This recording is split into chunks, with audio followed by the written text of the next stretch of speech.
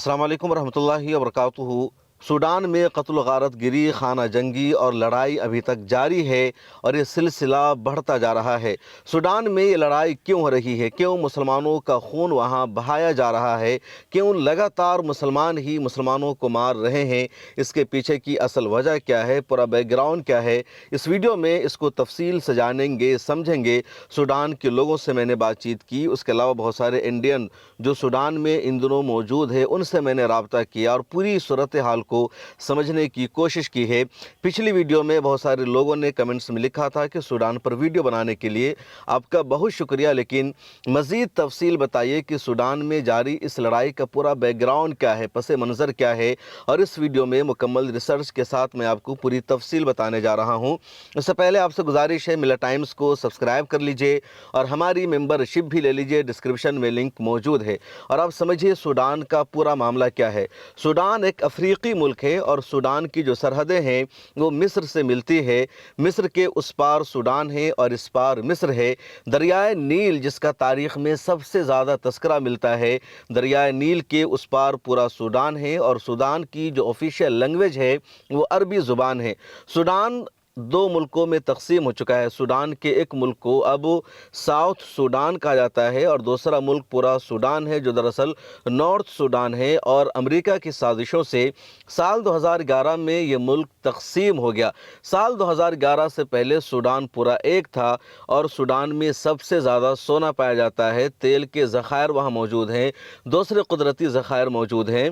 जो मुत्तहदा सूडान था उसमें मुसलमानों की आबादी तकरीबन 70 से 75% थी। उसके अलावा 25% की आबादी वहाँ ईसाइयों की थी जो अफ्रीकी नज़ाद हैं और वो अफ्रीकन नस्ल के कहलाते हैं। और मुसलमानों को वहाँ अरबियुन नस्ल कहा जाता है। सूडान की जो लैंग्वेज थी ऑफिशियल वो अरबी ज़ुबान थी, लेकिन ईसाइयों ने लगातार वहाँ विरोध किया, एहतजाज किया। दुनिया भर की मीडिया में ख़बरें चलती रही कि उमर अल बशीर के ज़माने में ईसाइयों पर जुल्म होता है और हुकूमत के तमाम तर मुराआत, हुकूमत के तमाम तर स्कीमों का फ़ायदा सिर्फ़ अरबियुन नस्ल मुसलमानों को पहुँचाया जाता है, उसका फ़ायदा दूसरों को, गैर मुस्लिमों को तमाम तर फ़ायदे से रोका जाता है। उसके बाद अमेरिका ने, बाहर के मुल्कों ने सपोर्ट किया।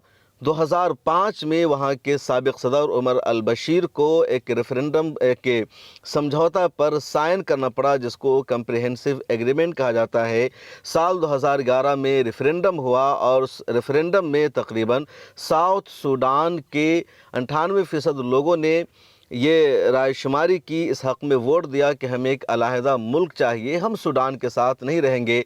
और उसके बाद जुलाई 2011 में साउथ सूडान एक अलग मुल्क बन गया जहाँ तकरीबन 90 से 95% जो आबादी है गैर मुस्लिमों की है और वहाँ सिर्फ 5% ही आबादी मुसलमानों की है।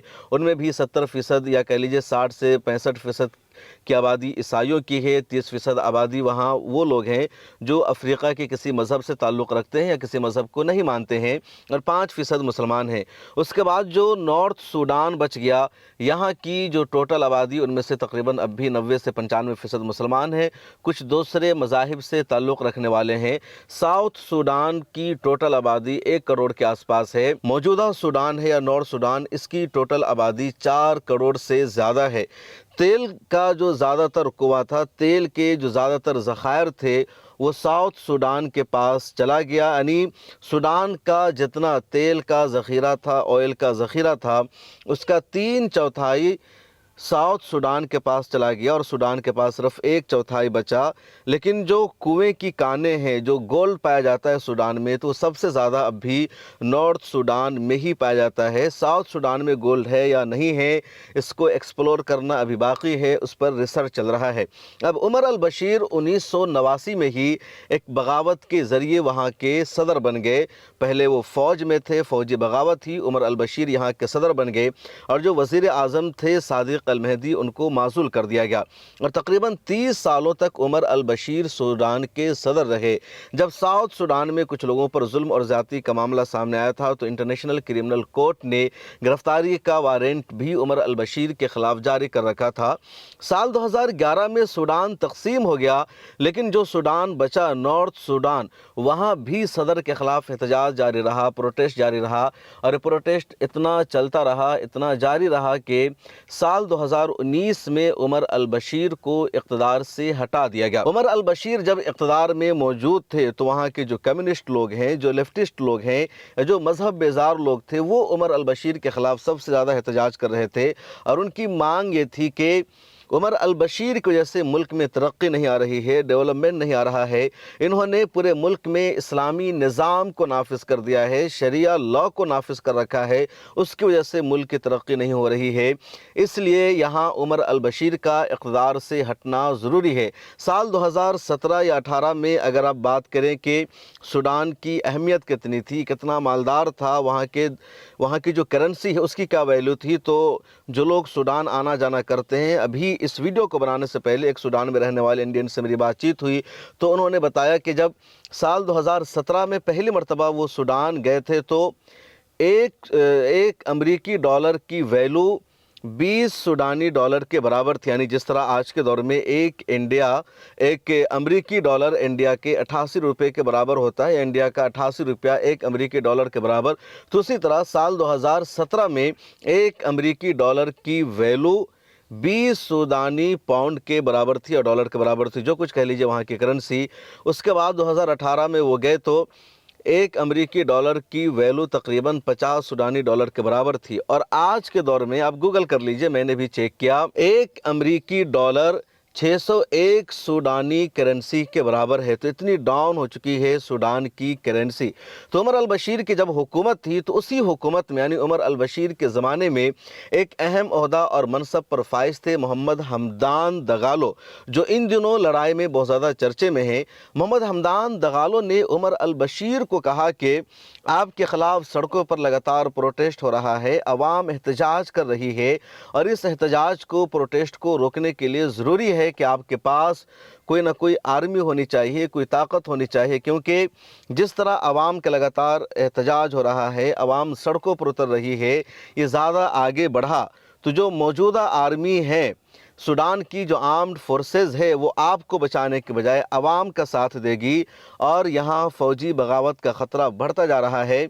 इसलिए एक अलहदा फ़ोर्स को तश्कील देना ज़रूरी है, एक अलहदा आर्मी होनी चाहिए। चुनांचे हमदान दगालो के कहने पर उमर अल-बशीर ने एक नई आर्मी बनाई और उस नई आर्मी का रखा गया रैपिड सपोर्ट फोर्सेस, जिसको आरएसएफ कहा जाता है, और जो सूडान की मेन आर्मी है उसको सूडान आर्म फोर्सेस कहा जाता है। और मीडिया में ये दो लफ्ज़ आता है, एक आरएसएफ और एक एसएफ। आरएसएफ का मतलब यही कि रैपिड सपोर्ट फोर्सेस और एसएफ का मतलब सूडान आर्म्ड फोर्सेस।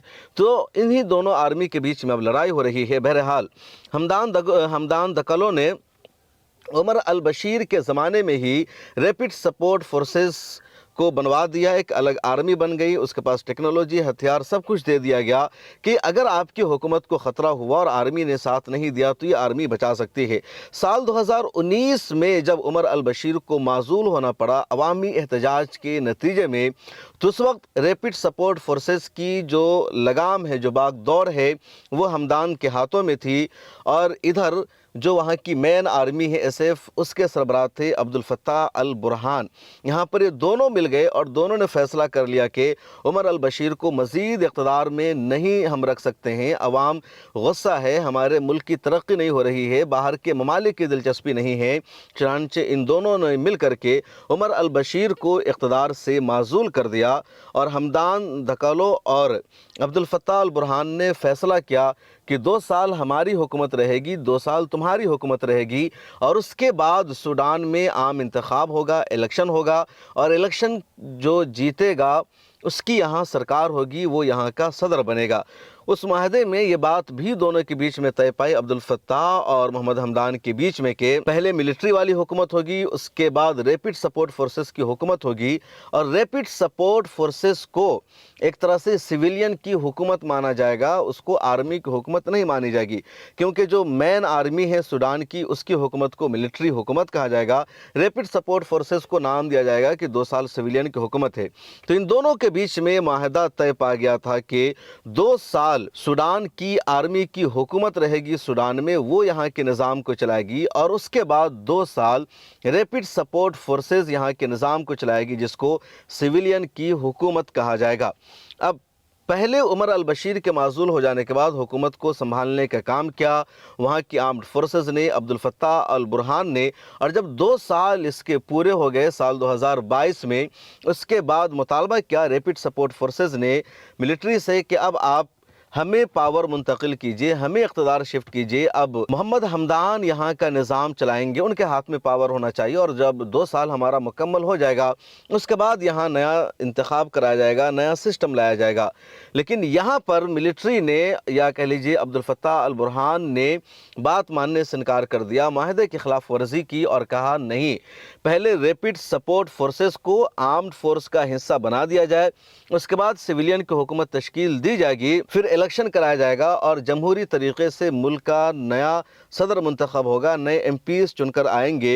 यहाँ पर हमदान दकौलो ने कहा कि नहीं, पहले आप वादे पर, माहदे पर अमल कीजिए और हमें इक़्तिदार को सौंपिए, और इन्होंने इक़्तिदार सौंपने से इनकार कर दिया।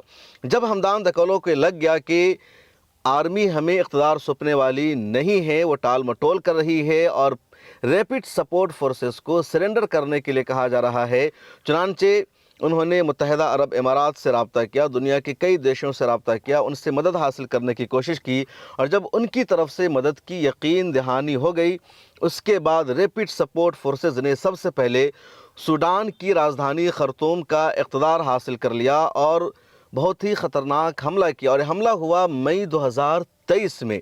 आरएसएफ ने मई 2023 में सूडान की राजधानी खर्तूम पर हमला कर दिया और तमाम मिलिट्री के ठिकानों को निशाना बनाया, सिविलियंस के ठिकानों को निशाना बनाया, हुकूमत के दफातर को, हुकूमत के जो ऑफिसेज़ हैं उन सब को निशाना बनाया, और तमाम चीज़ों को रैपिड सपोर्ट फोर्सेस ने लूट लिया, और जो आवाम का घर था उसको भी लूटने का काम किया। और आर्मी ने कहा कि सब माले गनीमत है, ये सब हमने जिहाद में हासिल किया। वहाँ के रहने वाले लोगों ने मुझे बताया कि अगर किसी के घर में कोई पंखा और फ़ैन लगा हुआ था उसको भी आरएसएफ ने लूट लिया और कहा कि माले गनीमत है।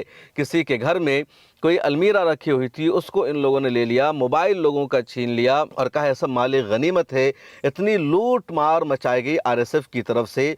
उसके बाद फिर आर्मी ने भी लगातार हमला करना शुरू कर दिया, हमला किया, और आर्मी ने हमले के नतीजे में खर्तूम शहर का कंट्रोल दोबारा हासिल कर लिया, और इस वक्त खर्तूम का कंट्रोल दोबारा वहाँ की आर्म्ड फोर्सेस के हाथों में है। लेकिन आरएसएफ का हमला बढ़ता रहा। अब जो दारफोर का इलाका है जहाँ अल-फाशिर है और सोने की सबसे ज़्यादा कान वहीं पाई जाती है। कल की वीडियो में भी मैंने बताया था कि पूरी दुनिया में सबसे ज़्यादा सोना और गोल्ड अगर कहीं पाया जाता है तो वो गोल्ड पाया जाता है सूडान में।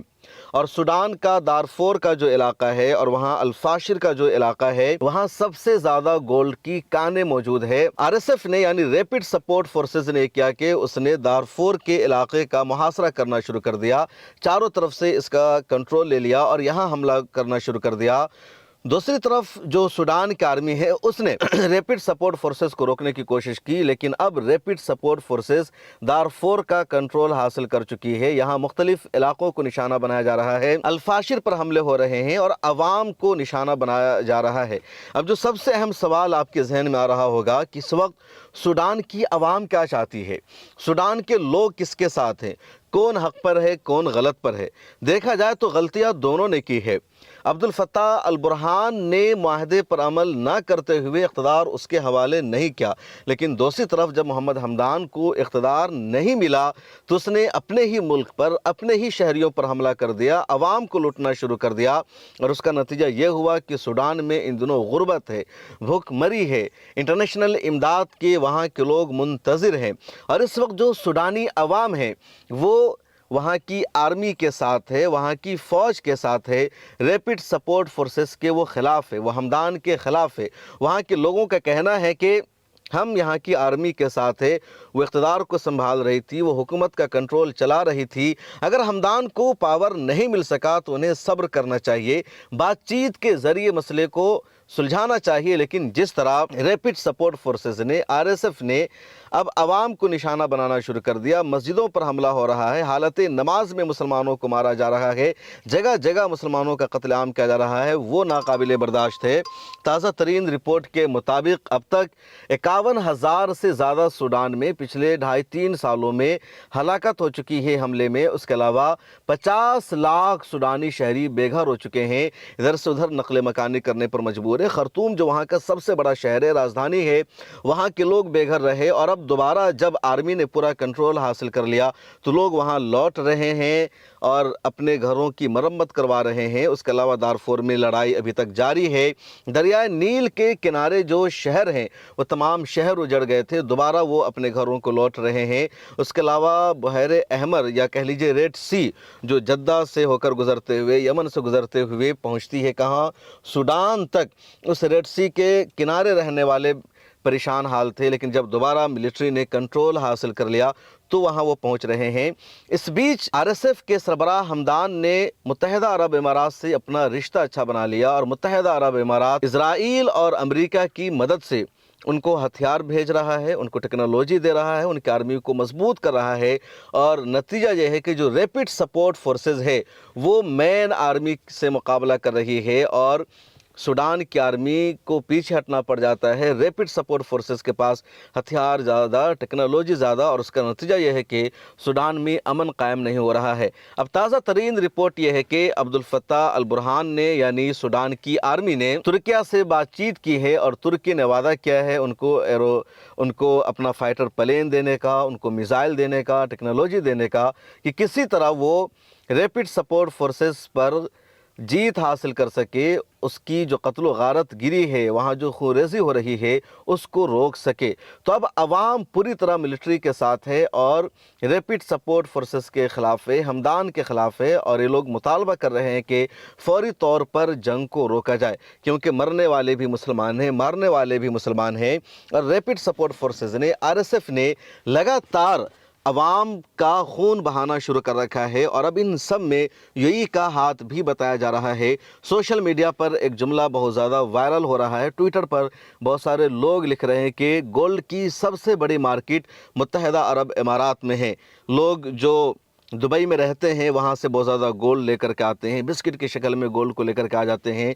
इंडिया में, पाकिस्तान में या कहीं भी किसी को गोल्ड ख़रीदना होता है तो जाकर दुबई में गोल्ड ख़रीदते हैं, सोने की ख़रीदारी करते हैं। उनको लगता है कि वहाँ सस्ता और अच्छा गोल्ड मिलता है, लेकिन ये गोल्ड और सोना मुत्तहिदा अरब इमारात में नहीं होता, वहाँ की ज़मीनों के नीचे नहीं पाया जाता, बल्कि मुत्तहिदा अरब इमारात गोल्ड की इतनी बड़ी मार्केट बना हुआ है, सूडान का गोल्ड लेकर, सूडान का सोना लेकर। इसलिए लोग लिख रहे हैं कि यूएई जो गोल्ड का सबसे बड़ा व्यापारी बना हुआ है, सेंटर बना हुआ है, उसमें सूडानियों का खून शामिल है। यूएई का जो गोल्ड है वो सूडानियों के खून से लथपथ है, क्योंकि यूएई सूडान की रैपिड सपोर्ट फोर्सेस को हथियार दे रहा है, सपोर्ट कर रहा है और उसके ज़रिए वहाँ से वो गोल्ड हासिल करने में कामयाब हो रहा है।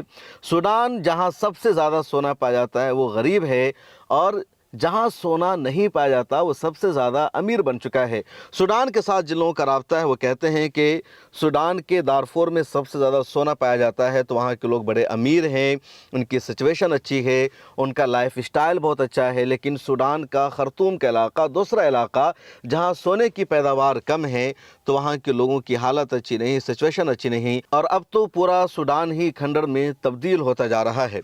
इस वीडियो में इतना ही। सूडान पर मज़ीद अपडेट हम आपको देते रहेंगे। मुझे दीजिए इजाज़त, फिर मुलाकात होगी। मिला टाइम्स को सब्सक्राइब कर लीजिए और हमारी मेंबरशिप ले लीजिए।